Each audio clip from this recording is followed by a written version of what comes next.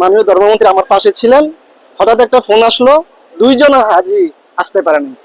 তিনি আধা ঘন্টার ভিতরে তার পকেট থেকে 3.5 লাখ টাকা দিয়ে 2টা টিকিট করে ওই দুইজন লোক ওই হাজিকে নিয়ে আসছে। এরকম ধর্মমন্ত্রী পাওয়ার জন্য আমরা আসলে কৃতজ্ঞ। আমাদের সর্বস্তরের কর্মকর্তারা আন্তরিকতার সাথে কাজ করাতে আমাদের বাংলাদেশের হজ মিশন থেকে আরম্ভ করে সবকিছু ভালো ছিল এবং বাংলাদেশের ইতিহাসে ভালো একটি হজ এবার উদযাপিত হয়েছে। হজ গাইড যারা, তারা যে দায়িত্ব পালন করেছে, যে কষ্ট করেছে, আমি সবার কাছে কৃতজ্ঞ। আমি অভিভূত তাদের পরিশ্রম দেখি, সততা, নিষ্ঠা এবং দেশের প্রতি ভালোবাসা, আল্লাহর মেহমানদের প্রতি ভালোবাসা দেখে আমি অভিভূত। তাদের ভালোবাসার প্রতিফলন ঘটেছে আজকে আমাদের হজ সমাপনীতে। বিশেষ করে বাংলাদেশ বিমান যে ভূমিকা রেখেছে, একজন পরিচালক লেভেলের কর্মকর্তাও এসে এখানে রাত দিন 24 ঘন্টা পরিশ্রম করে যাচ্ছে। ওনারা ঢাকাও করেছে।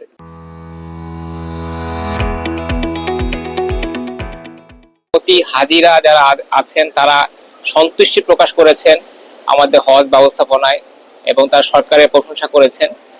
তো আমাদের 2027 সালে হজের ডিক্লারেশন হয়েছে।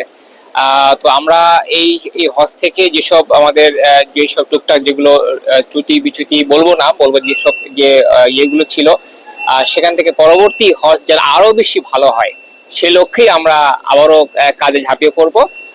আগামী হজ যেন ভালো হয়। এই হজ অবশ্যই অত্যন্ত চমৎকার ভাবে হয়েছে। আমরা সুষ্ঠুভাবে আমরা হজ কার্যক্রম সম্পন্ন করতে পেরেছি। বিশেষ করে আমাদের লক্ষ্যই ছিল হাজিরা যাতে নির্বিঘ্নে, নিরাপদে এবং খুবই সুষ্ঠুভাবে যেন তারা দেশে ফিরতে পারে, সেটাকে মাথায় রেখে আমরা কিন্তু আমাদের কার্যক্রম করেছি এবং অন টাইম আমাদের টেক অফ করার বিষয়টা, অর্থাৎ বিমান ছাড়ার বিষয়টা, সেটাকেও করেছি।